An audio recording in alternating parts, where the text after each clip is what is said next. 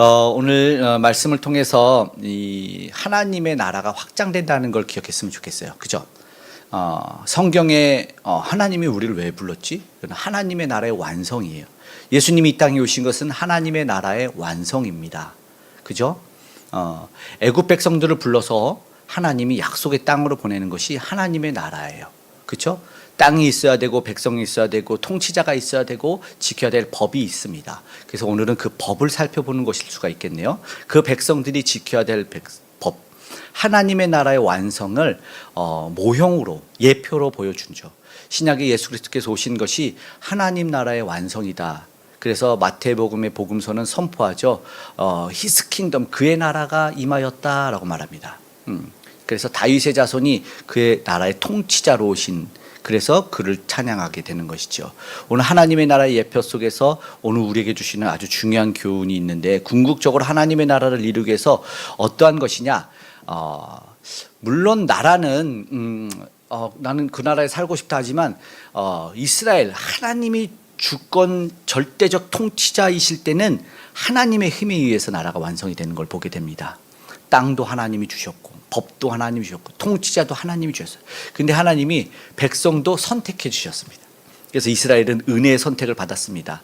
그래서 오늘 우리는 나를 불러주신 하나님의 백성으로 살고 있음을 믿음으로 고백하고 또 그분의 뜻에 순종하며 살아가고 있는 것이죠. 그분의 뜻에 순종하면 당연히 그 나라의 특권을 누릴 줄 믿습니다. 아멘. 뭐 은혜 받기 싫고 복 받기 싫으면 법 안 지키면 돼요. 간단합니다. 복 받으실 거죠? 아멘. 네, 그러면 하나님의 일방적인 은혜이지만 하나님이 주시고 말씀하신 것을 순종해야 되는 거예요. 아멘. 그렇게 될 줄 믿습니다. 그런데 하나님이 백성을 불렀으니까 아까 말했죠. 약속의 땅에 들어오면 이게 구분이 돼요. 안전지대가 있는 거예요. 이거를 뭐라고 말하냐면, 오늘 말씀의 제목으로 오늘 이 본문을 통해서 나누고 싶은 것이 뭐냐면 바리케이트입니다. 바리케이트. 뭐냐면은 구분이에요. 들어오지 못하고 나가지 못하는 안전선. 우리 삶에도 지켜야 될 선이 있고 넘어야 될 선이 있지 않습니까? 그래서 우리가 누군가에게 실수하면 선 넘었어 이런 얘기 하잖아요. 선을 안 넘어야 되죠. 선을 지켜야 돼요. 주 안에서 선 넘지 않기를 바랍니다. 실수로 넘을 수 있어. 그럴 때는 어떻게 해야 돼요? 뭐 바로 너는 회개. 그렇죠. 회개하면 그러면 후퇴가 되는 거죠. 선 밖으로 회개하면서 후퇴. 회개. 용서만 또 바라도 안 되고, 잘못했다고 회개할게, 날 용서해줘 이러면 안 되고, 너무나 그렇게 막 하는 것도 그렇지만 하나님은 분명히 실수 넘을 수도 있으니까 그때 회개라는 또 은혜의 제도를 허락해 주셨어요. 생각해 보세요. 죄 다 졌는데 바로 칼이 날라오면은 어떡해요. 와, 우리는 지금 막 온몸에 화살투성이에요. 그죠? 회개를 통해서 오늘 우리는 그 생명을 이어갑니다. 진심 어린 회개와 사과가 있어야 될 줄로 믿어요. 그래서 오늘 사실 우리의 삶이 뭐냐면, 구원받은 죄 백성들은 다른 말로 하면은 용서받은 백성들입니다. 회개해서 용서받은 백성들, 그렇게 생각하면 될 것 같아요. 우리 모두가 그래요. 그래서 오늘 우리는 주님이 우리를 용서해 준 것처럼 우리의 땅의 삶도 용서해 주는 삶이 됐으면 좋겠어요. 매일매일 우리 주기님 가르쳐 준 기도도 그렇지 않습니까? 우리가 우리를 용서해, 우리가 우리 죄를, 우리에게 잘못한 사람을 용서해 준 것 같이 우리 죄를 용서해 주시고, 이거는 내가 누구 용서해 줬으니까 나도 용서해 줘 이런 뜻은 아니고, 내가 용서함을 받은 것 때문에 내가 용서의 삶을 살고 있음을 고백하는 거예요. 조건이 아니에요. 할 수 있어요. 그래서 내가 은혜로 살아가겠습니다라는 거예요. 그렇게 바리게이트는 뭐냐면 안전보루, 넘어가지 못하도록 지켜주는 방벽이죠. 옛날에 고속도로는 이 바리케이트가 없었어요. 그래서 유턴도 했고, 그 방벽들이 지금 든든하게 세워져 있잖아요. 그래서 반대 차선으로 넘어가지 못하게 막아놨는데, 이 반대 차선으로 넘어가면 어떻게 돼요? 그럼 갑절의 고통이 따르는 거예요. 왜냐하면 내가 100km로 달리고 반대쪽에서 100km로 달려. 그럼 내가 100km로 부딪히면 100km의 아픔이잖아요. 근데 상대에서 100km로 달리고 있으면 몇 킬로가 돼요? 어떻게 하셨죠? 200km. 야, 되게 맞아요. 그렇게 되는 거예요. 갑절인 거예요. 근데 지금은 이 고속에는 다 이 바리게이트, 방벽들이 쳐 있어서 넘어가지 못하게 해놨어요. 이거는 우리를 사실은 왜 내가 못 넘어가게 하는가, 우리를 지켜주는 거다, 이렇게 보면 됩니다. 오늘 보니까 바로 그거 같아요. 사람들도 무단횡단 못하게도 막아놨잖아요. 요즘은 뭐 뚫고 가고 넘어가고 막 기어가고 하던데 이거 막 얼어서 지켜주는 거예요. 힘들어도 좀 돌아가야 될 필요가 있어요. 오늘 1절에 보니까 뭐예요? 38장 1절에 번제단이라는 게 나오죠. 번제단.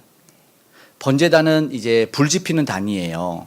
저도 이제 사실 유교 불교 문화 집안에서 이렇게 태어나서 보니까 그리고 또 이제 장손으로 저도 이제 제사를 지내야 된다는 말을 태어날 때부터 들었던 것 같아서 눈여겨 봤었어요, 제사를. 그리고 너무 어려운 이 제사의 용례들이 있더라고요. 제의법이라고 하는 그런 것들인데 너무나 어렵죠. 외워야 돼요. 두동미서 뭐 알죠? 뭐 여러 가지가 있어요. 아무튼 홍동백서요. 홍동백서, 두동미서, 조유리시 막 있어요. 그리고 지방 쓰고 그 한지에다 지방 쓰고 마지막을 그렇게 하더라고요. 마지막에다가 이 한지를 붙여놓은 지방을 태워서 슉 보내요. 그것이 이제 신기했어요. 그래서 아버지 따라서 나가면은 다른 분들이 이제 음식을 거두고 차리고 할 때 이 지방을 이렇게 훅 날렸어요. 위로 이렇게 태워서. 그게 마지막이에요. 이게 마지막 의식인데 하나님 믿지 않는 백성인데도 그런 의식들을 정해서 나름대로 잘 지키고 행하고 중요하다 여겼어요. 굳이 잘 썼는데 왜 또 태워서 죄를 만들까 했더니 그게 소지라는 어떤 제의법이 있었더라고요. 지방이나 충문을 태워서 북쪽으로 이렇게 쭉 날려버리는데 이제 절차가 끝났으니까 처음에는 이렇게 조율을 써서 막 이렇게 예를 드릴 때 조상신을 부르는 건데 조상신 이제 끝났으니까 가시오 하는 거래요. 거의 북쪽 방향에서 태우면서 끝 해서 이제 사그라들고 참 재미있죠. 우리가 인간이 조상신도 부르고 뭐 아무 조상신도 보내고 막 이렇게 하고 예전에는 근데 무지함이 아닌가. 근데 그랬던 것 같아요.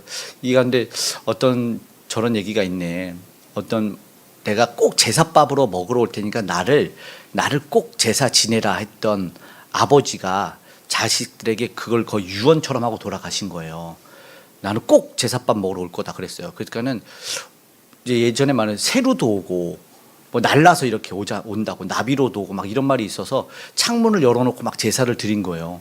그랬더니 하도 안 오는데 어느 날 파리가 날라온 거예요.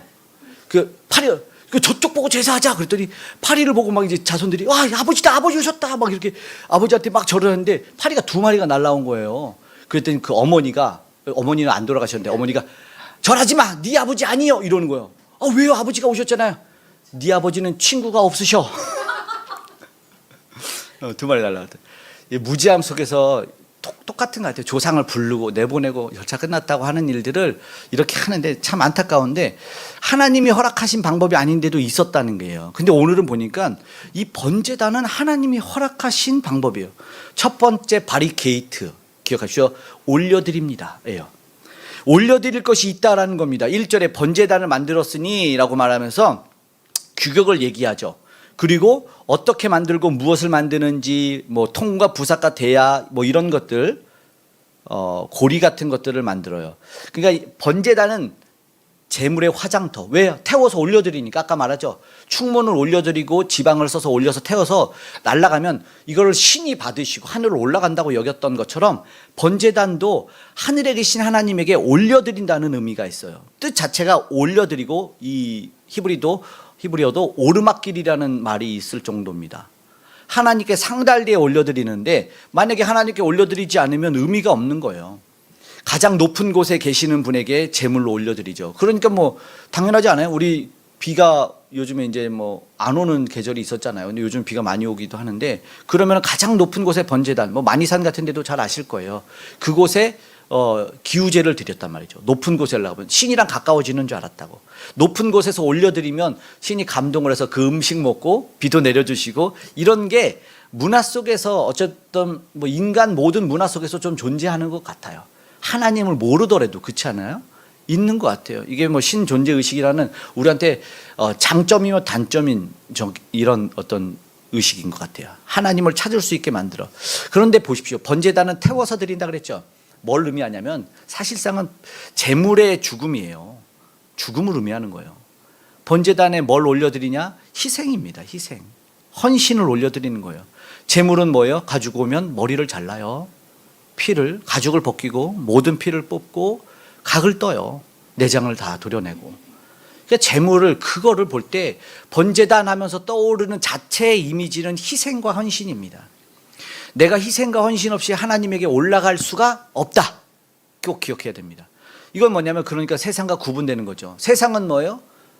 헌신과 희생이 하나님에게 있는 게 아니라 심은 대로 거둔다는 어떤 그런 논리만 적용이 되는 거잖아요. 너도 복수하고 갚아주고 은혜라는 것이 적용이 되지 않는 것이 세상의 법인데 이것은 달라요. 그러니까 하나님께 만약에 드리면 적당이라는 법이 있을까요? 없을까요? 없어요.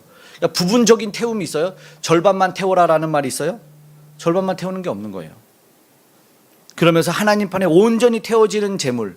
그러니까 내가 우리의 삶을 한번 돌아보면 내가 하나님 앞에 나아갈 때 가장 먼저 하나님 앞에 나아가서 하나님 백성으로서의 법을 지킬 때 번제단에서 우리의 헌신과 희생이 존재하는가? 아니면 절반만인가? 아니면 남음을 드리나 잉여를 드리면서 하나님 받으세요 하는 그런 완악한 모습은 없나가 솔직하게 우리에게 점검이 돼야 된다는 것이죠. 근데 당신은 이 구약에 이스라엘 백성들이 예수님 오시기 전인 이 구약의 모습을 보면 이런 모습으로 하나님 앞에 나아갔지 않습니까? 예수님이 오셔서 그 제단을 허물기 전에는 그렇게 나아갔어요. 그런데 신약에 예수님이 오시고 어떠한 삶을 원하냐면 우리가 이 제의법을 완전히 폐하고 새로운 법을 주는데 우리가 삶의 예배를 드리라라고 말합니다. 로마서 12장 1절에 어떠한 모습인지 말씀을 드리면 그것만 읽어볼게요. 권하노니 너희 몸을 하나님이 기뻐하시는 거룩한 산 제물로 드리라. 이는 너희가 드릴 영적 예배니라. 아멘. 정말 중요한 건 영적 예배라는 겁니다. 형식적인 예배로서는 하나님이 받으시지 않을 수 있다는 거예요. 그렇지 않겠습니까? 가장 좋은 것을 드리는데 생각해 보십시오. 가장 좋은 제물을 드린다? 생각하면 늘 부족하지 않을까요? 예. 뭐 사과를 하나 따서 그 제물을 올린다고 하더라도 사람이 만족할 수가 없잖아요. 내가 너무 좋은 것 같아서 탁 드렸어. 그리고 제사를 드려서 이제 제사를 딱 끝나고 밥 먹자 그랬는데 돌아서서 밥상에 올라온 사과가 더 좋으면 어떡하냐. 이거 우리 조상신이 제사 안 받았겠는데 이런 마음이 드는 거잖아요. 그러니까 제물은 한계적인 거예요. 그러니까 형식적인 것으로는 온전함을 추구할 수도 없어서 마음으로 드리는 것이 정말 중요하고 온전한 영적 예배를 주님도 말씀하셨다라는 것이죠. 그런데 보십시오. 산제물이래. 산제물. 삶 전체.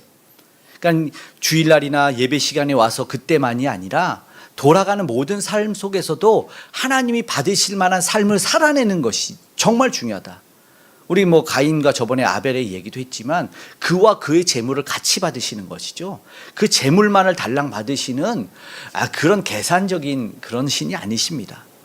그렇기 때문에 온전함으로 우리가 하나님 앞에 드릴 수 있기를, 그러지 못한 부분이 있다면 점검되기를 간절히 바라는 것이죠. 그리고 이 번제단을 보십시오. 번제단은 그렇게 온전히 드리는데 불을 지피는데 언뜻 보면은 그냥 재물을 이렇게 각을 떠서 불려놓고 바베큐예요, 바베큐. 그렇죠. 언뜻 보면 그냥 세상에서도 그렇게 구분이 될 수가 있어요. 세상에서는 언뜻 보면 하나님에 있는 정성과 마음이 빠지면 똑같아 보일 수 있다는 겁니다. 근데 우리는 그게 다르잖아요. 불만 지피고 고기를 들여놨으니까 똑같게나 그런 제사는 의미 없는 그냥 불장난에 그친다라는 것이죠. 그런데 1절에 보니까 이렇게 되어 있어요. 현대인의 성경에 길이가 나와 있는데 가로 세로 각각 2.3m, 네모 반듯하게, 높이는 1.4m. 이것을 가만히 보니까 2.3m, 높이 1.4m 정사각형의 제단입니다. 보니까 제가 그냥 보니까 이게 사람이 누울 수 있는 제단입니다. 사람을 벌려서 누울 수 있는 그런 제단. 희생 제물을 올려놓지만 진짜 왜 그 말씀을 드리냐면 원래 진짜 희생의 제물은 우리 인간이어야 됐거든요. 생각해 보십시오. 우리가 하나님 앞에 범죄했으면 우리가 죽어야 돼요. 약속을 어기면 그 당사자가 죽음으로 갚아야 되기 때문에 우리가 희생의 제물로 그 자리에 누워야 되는 거예요. 여기는 그러니까는 희생 제단을 딱 번제단을 보면 이거는 그냥 소나 양 올리기 위해서 그런 곳이구나라고 생각하는 게 아니라 진짜 죄인인 우리가 각이 떠져서 태워질 제단이라고 생각을 해야 돼요. 죄 지은 당사자는 우리지 않습니까? 그러니까 약식이라 그랬죠. 예표라는 거예요. 그러니까는 나 대신 희생되는 제물을 보면서 내가 죽는다고 여겨야 돼요, 항상. 레위기로 넘어가면 1장에 바로 그래서 내가 안수하고 내가 각을 뜨면서 나의 죽음을 의미하는 제사를 드리게 되는 거죠. 내가 죽는 거라는 거예요. 죄를 지은 인간.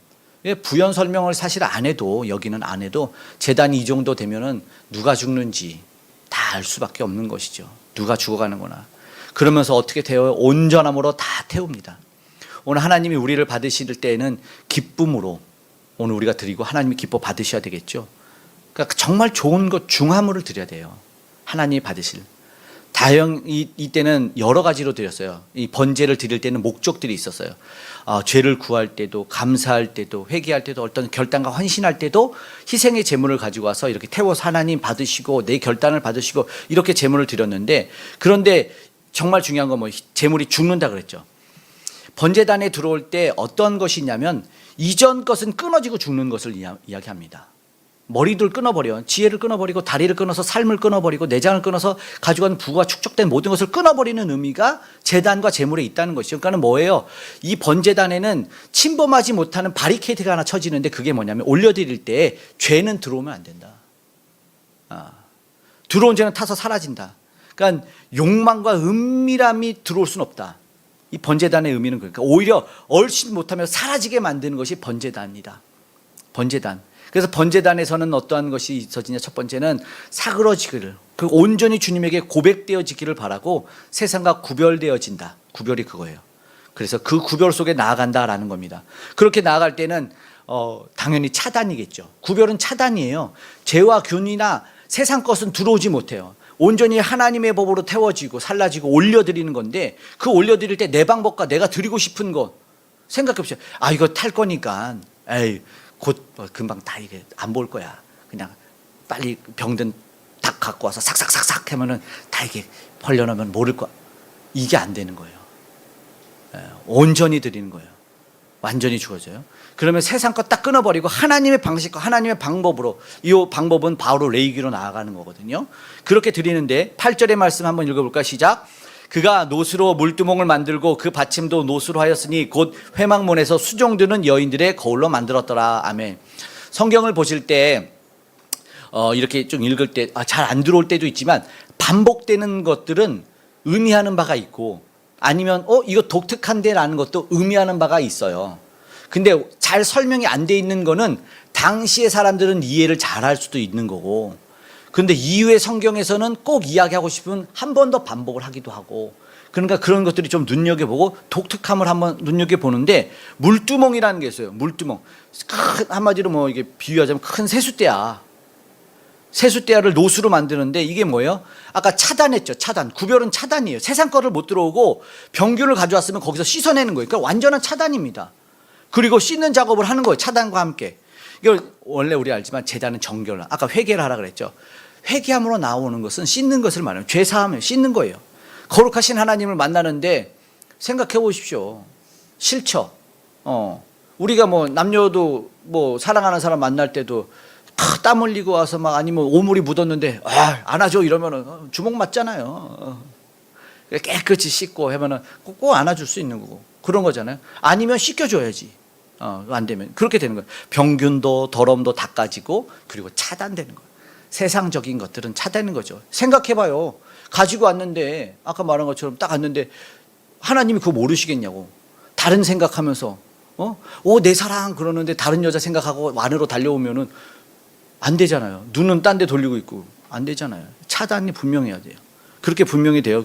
그럼 여기서 닦여지는 그 물 속에서 균도 닦이고 세상 색깔도 닦이고 더러움이 지워지는 것, 차단을 보게 된다라는 것이죠.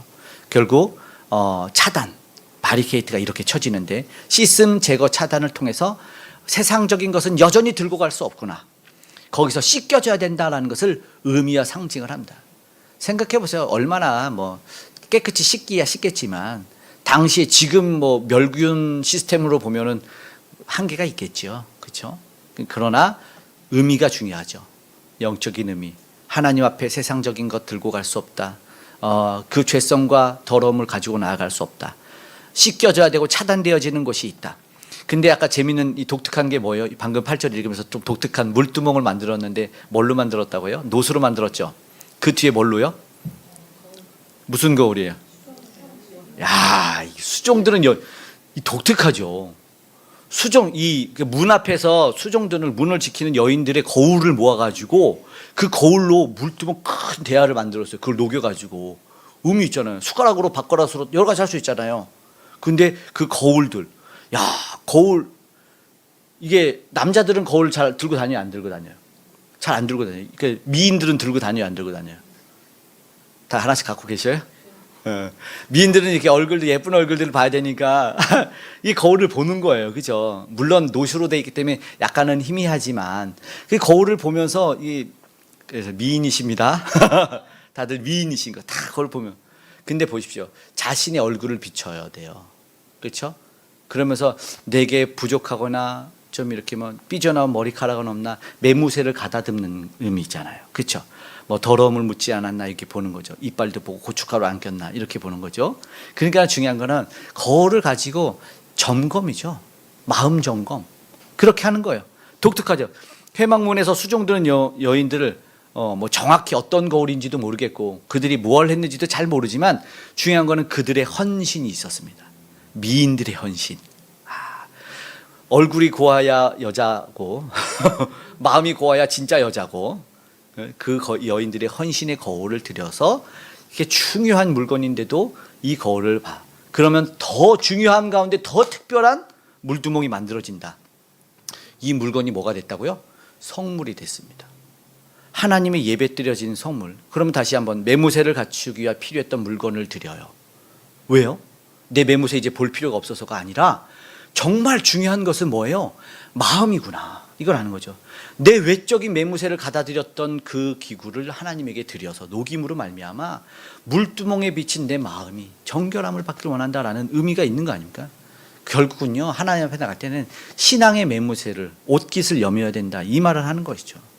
그럼 여기서는 외적 아니보다 마음이 미인 천지인 거지. 그 거울을 드리는 사람, 미인 천지 축복합니다. 네, 인사합시다. 미인 천지이십니다. 미인 천지. 신앙이 미인이십니다. 신앙이 미인. 아멘. 신앙이 미인이고 믿음이 미인이고. 근데 이분들이 정말 미인이에요.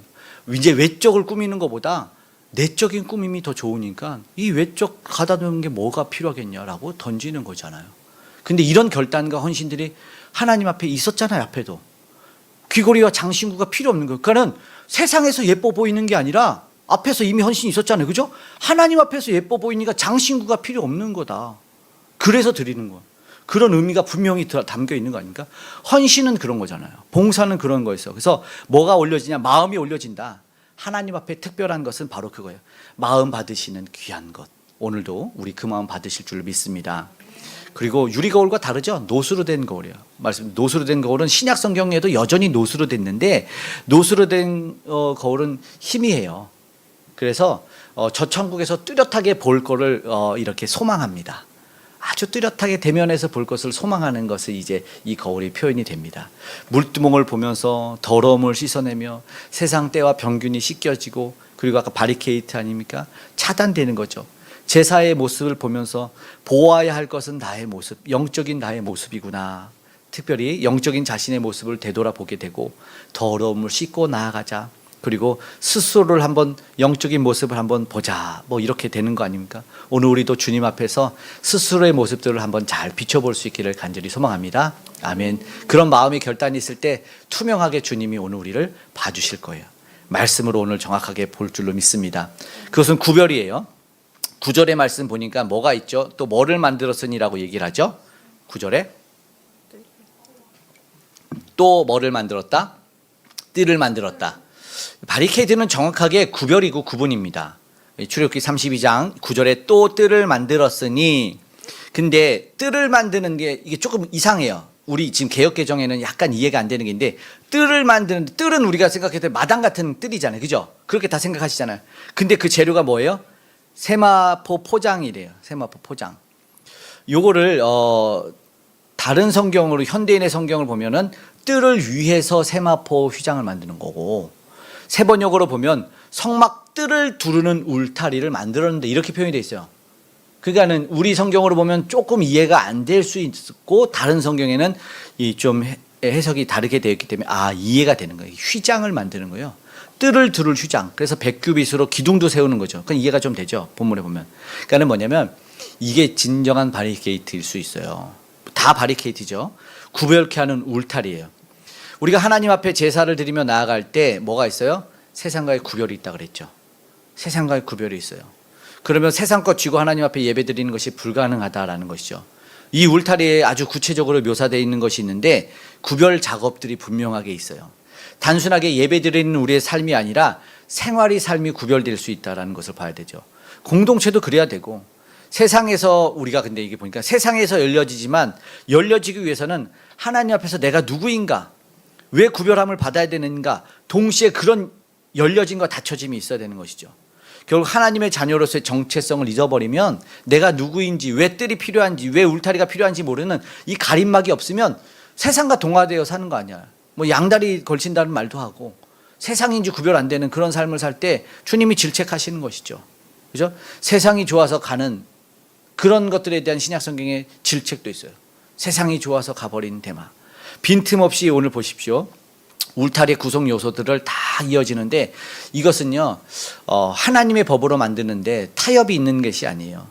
우리가 진짜 중요한 바리케이트를 만약에 믿음의 백성들로 하나님의 법으로 살아갈 때는 믿음의 바리케이트가 쳐져야 되는데 오늘 본문에 이렇게 다 읽진 않지만 9절부터 20절까지 보면은 기둥도 만들고 받침 고리, 그런데 여기 휘장, 이 뜰을 만드는 마지막 바리케이트가 뭘로 만들었다냐면 아까 못이죠. 세마포는 못인데 다른 성경에 이 앞에도 분명히 몇 번 나오는데 가는 실로 짠, 그렇죠. 가는 실로 짠 못이, 가는 실로 짜면은 두꺼운 실보다 조금 더 촘촘해요. 촘촘해.